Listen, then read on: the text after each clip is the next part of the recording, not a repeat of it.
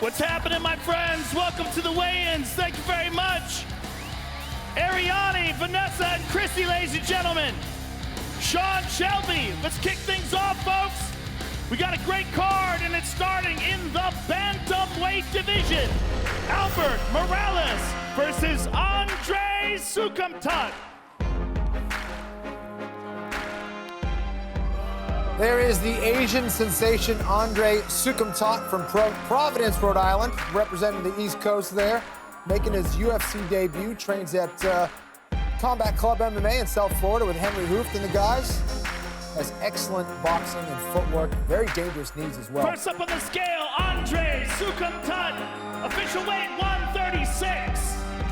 Awfully confident for his first time on that stage. And his opponent, Albert Morales. Now, here's an interesting story, folks. This guy got into MMA because he was actually in prison, and the prison made a mistake by airing an episode of The Ultimate Fighter. He watched it. That is what inspired him to turn his life around, and no kidding, he has. I mean, I've met with this kid on several occasions. He is a much different person, and he's a heck of a fun fighter to watch. Official weight 135.5 for Mr. Morales.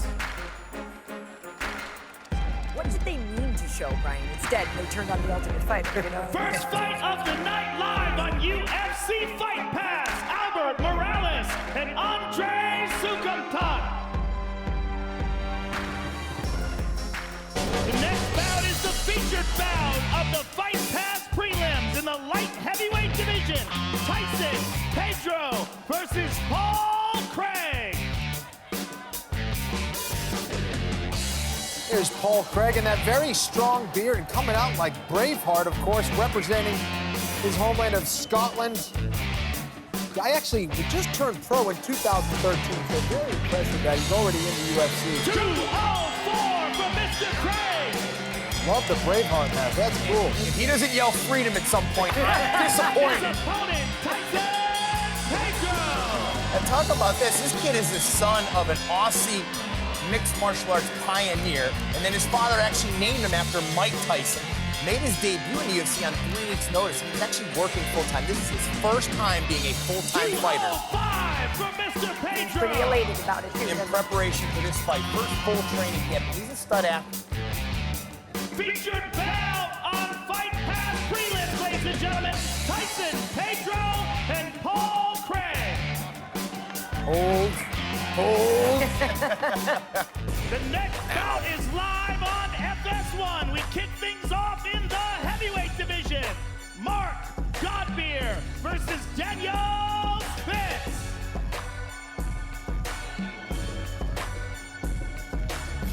Former collegiate football player and undefeated MMA fighter Daniel Spitz makes his UFC debut on about a week's notice, and I spoke with his Sick-Jitsu teammate Michael Chiesa, who said he expects big things from Spitz's debut. He said the heavyweight division should be on alert. And his opponent, 240 for him. Godbeer.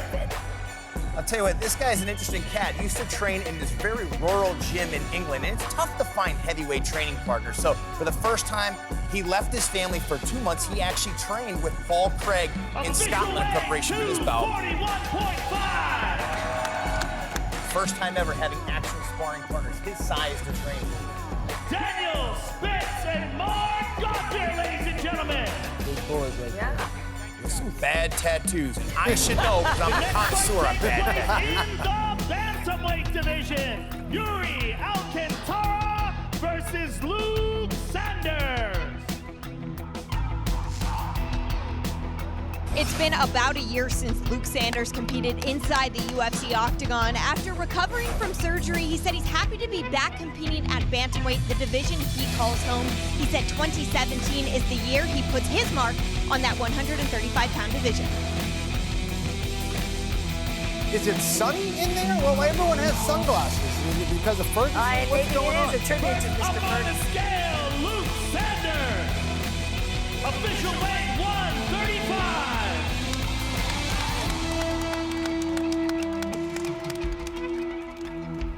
And his opponent, Iuri Alcantara. There's Iuri Alcantara, one of the rare brother combos. His younger brother, Ildemar, fights as a middleweight in the UFC, and He's one of those guys that I thought he would be much further along his UFC career. Fought in a few different weight classes, but has definitely shown some inconsistency in the UFC so far. I feel like we've talked about him for years, and it hasn't materialized. Yeah. I just love every time he fights because Kenny gets to show off that accent. You forget my man here can speak some Portuguese. The next fight takes place in the featherweight division. Petr versus Darren Elkins. Darren Elkins has been pretty adamant that the move to Sacramento has been a career revival for him. He knows heading into this fight he's a big underdog, but he said when the odds makers put him in that position, it usually means he's going to get his hand raised in victory. He's hoping for that tomorrow night. Official weight 145.5. I'm not touching that, Ted. I love Darren. You want to talk about intensity? Every time I call a fight in the featherweight division, this kid texts me. He'll text me first when it starts, I'm watching, Brian. Then when it's over, Brian, I finished both of these guys. I've never called a featherweight fight where this guy hasn't texted me live during the fights. He is that intense. And now, he's gotten so intense, his hair grew out blue. Official weight 145 for Mr. Petr. This guy's someone to watch, there's no doubt about it. He is a stud. Darren Elkins and Rashad Evans, ladies and gentlemen.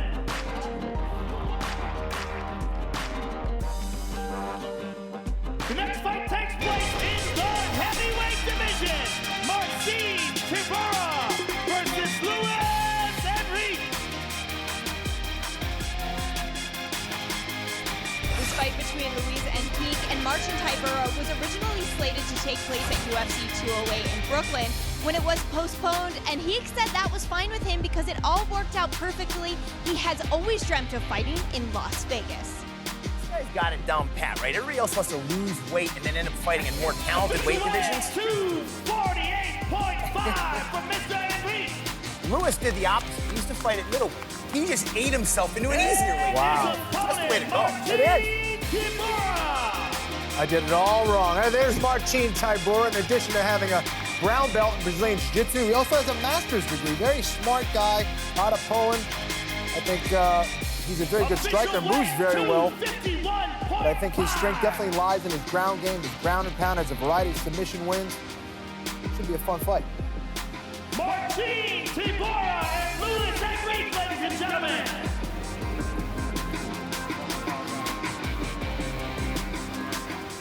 Welcome back to the desk here in Los Angeles. We're ready to weigh in the fighters on the 5-fight main card. First up, it is heavyweight kickboxers Alistair Overeem and Mark Hunt. Brian, tell us about the Super Samoan. Well, there's a whole list of things you could talk about with Mark Hunt, but I think reminding people this is actually a rematch. These two fought back in 2008, and Mark Hunt lost via submission very quickly in the first round. However, much different fight. Mark Hunt is a far better wrestler and grappler than he used to be. The other thing is he's made this personal. Overeem passed him in the hotel this week, and he called him out and said, hey, there goes that cheater. 265 for the Super Samoan. Mark's been outspoken about a number of things. Yeah. Quite nimble for a man of that size. And a deceptive record, too, because he's only ever fought the greatest guys. Well, there's the other kickboxing legend, Alistair Overeem, a guy who has won so many different titles in a variety of combat sports, from kickboxing to mixed martial arts. He was so close to beating Stipe Miocic. Not only did he knock him down, he was very close to that guillotine as well. And sometimes, Overeem will maybe either get a little too comfortable, overconfident, but end up making a mistake in the fight and screwing it up. So looking for some consistency here against Mark Hunt. Alistair Overeem is the favorite in this one at a -135 to a +105 for the Samoan. Mark Hunt and Alistair Overeem, ladies and gentlemen. Either fist from Mark Hunt can change the odds real quick. That's definitely true about that. The next fight takes place in the women's strawweight division. Amanda Cooper versus Cynthia Calvillo.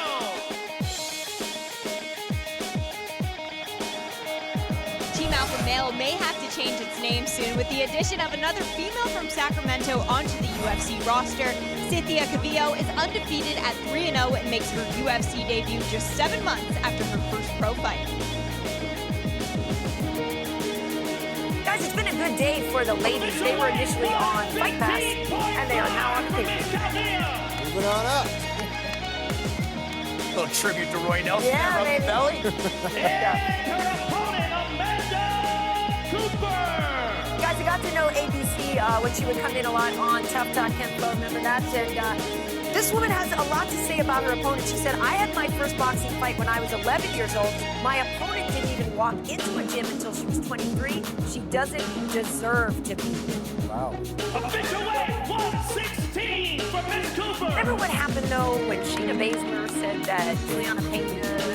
Yeah, you got to be be careful with that. I like the confidence, but you got to be careful. Cynthia Calvillo and Amanda Cooper, ladies and gentlemen. Cynthia throwing tributes out there left and right. That's Mel Diaz, brother, at the arm tie. We needed some Diaz's on the team. It is Nice UFC hard. 209. That's what I mean. It's a whole Middleweight missed opportunity division. there. Sugar, Rashad Evans versus Daniel Kelly. Daniel Kelly said he is just fine being the underdog in this fight with Rashad Evans. He said all the pressure he believes actually lies on Rashad's shoulders. He believes in terms of the matchup, his judo can negate Rashad's wrestling. He said it's all going to come down to cardio, which he believes will play in his favor. Official weight 186 for Brian, Mr. you're Kelly. giving his nickname. I'm telling you, he is so easy to underestimate, but that dude has fun. Yeah. Tough to say come. Absolutely. Champion, Sugar, Rashad Evans. And so nice to see Rashad smiling. Obviously, he made 185 pounds. This is the first time ever. He looks fantastic. Now, he has also dealt with a lot of drama. His old team, the Black Flames, has folded. He's now training in Combat Club. 185 for Mr. Evans. But he looks to be sharp and focused mentally. Sometimes those can't changes when you're going through some drama in your professional life. Kelly You play a factor. It doesn't seem to be the case with Rashad. He still has Henry, though. Absolutely. So, yeah. Guys, Sugar is the favorite here at a minus 225 to a plus 175. In the lightweight division, Lando Venata versus David Tamer. The Ultimate Fighter Season 22 alum David Tamer must have learned something from his tough coach Conor McGregor, because in his 2 Octagon appearances, he has 2 TKO victories. He's hoping to make it number 3 tomorrow night right here in Las Vegas. Both David and his brother are fantastic strikers. They're excellent. But a lot of these guys who train at Sweden MMA All-Stars in Stockholm surprise people with their wrestling. 156 for Mr. Tamer. And his opponent, Ruby Lando Venata. Here's Lando Venata. That was my knockout of 2016, that wheel kick that he hit against John McDessie. And not only that, this guy took a fight against Tony Ferguson on like 2 weeks' notice and almost had him out of there in the first round. Very slick striker. 156 for Mr. Venata. I remember training with Venata when he drove a scooter around Albuquerque, and he worked at Subway making sandwiches. I mean, this kid made all the sacrifices, and now is his time. He's one of the most exciting new guys on the UFC roster. Sandwich artist to being a mixed martial artist. Ladies and gentlemen.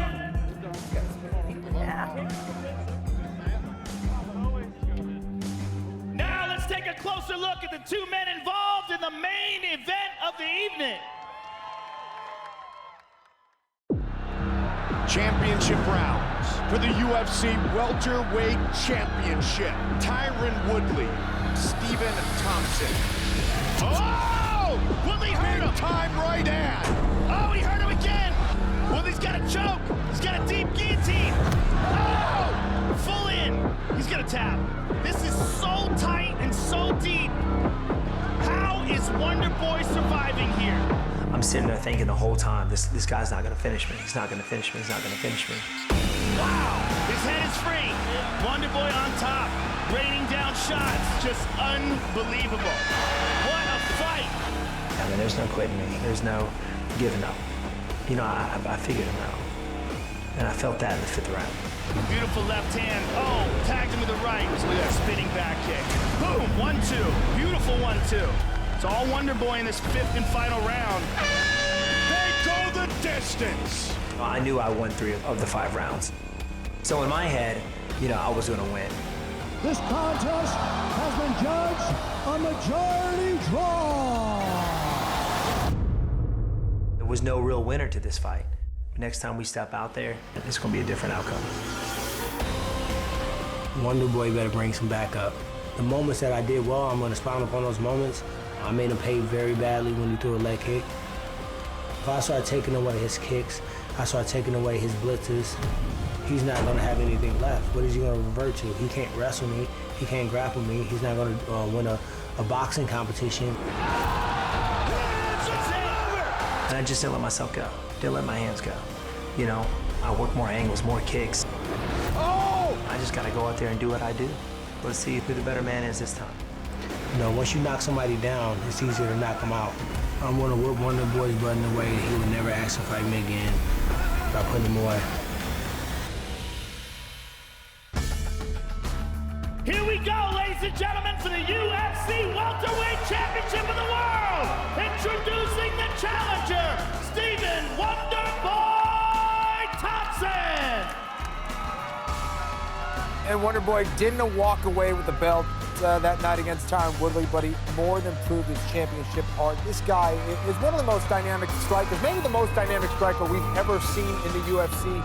Pulling off moves that only 5 years ago we said that would never work in a mixed martial arts fight. No, Stephen Wonderboy Thompson is pulling these techniques off at a very high level. And his amazing opponent, the UFC welterweight champion of the world, Tyron Woodley. Two-time Division I All-American wrestler, and he's only attempted 2 takedowns in his last 5 fights. That tells you how good a striker he is. And he's out to prove that he's the best striker in the welterweight division. He's actually angry that people still say that Wonderboy is the most dynamic striker in the weight division. I think he's also angry, Brian, that he's the underdog at a +130 to a -160 for Wonderboy. That's understandable. I mean, he's got massive power. He dominated Wonderboy when the fight hit the ground. Will he choose to do that? We don't know. But any right hand can change and end the fight. All right, I'm here with the challenger, Stephen Thompson. Stephen, first fight, incredibly close. What will be the difference in this second fight? And give us your thoughts on what tomorrow night means to you. Man, tomorrow night's it means the world to me. You know, all these people that came out here to support me, my family, my friends, my teammates to help me get me here. But you know what? Tomorrow I'm ready to rock and roll, baby. My head's right. I'm just ready to go out there and do my thing. Good luck to you, sir. Wonderboy Thompson, ladies and gentlemen. I'm here with the champ, Tyron Woodley. Tyron, obviously an incredibly close fight in the first fight. What do you think the difference would be tomorrow night, and what does this fight mean to you? I'm the greatest welterweight of all time. I just got to go out there and show it, fight after fight after fight. It was a close fight the first time, but I'm the only one that can grow in this fight. He's not going to take me down. He's not going to out-grapple me. He's not going to beat me in a slugfest. And I outstruck him the first time, and I'm in the best shape of my life. Please buy this pay-per-view. Good luck to you, sir. Tyron Woodley, ladies and gentlemen, we will see you all tomorrow night. Thank you very much.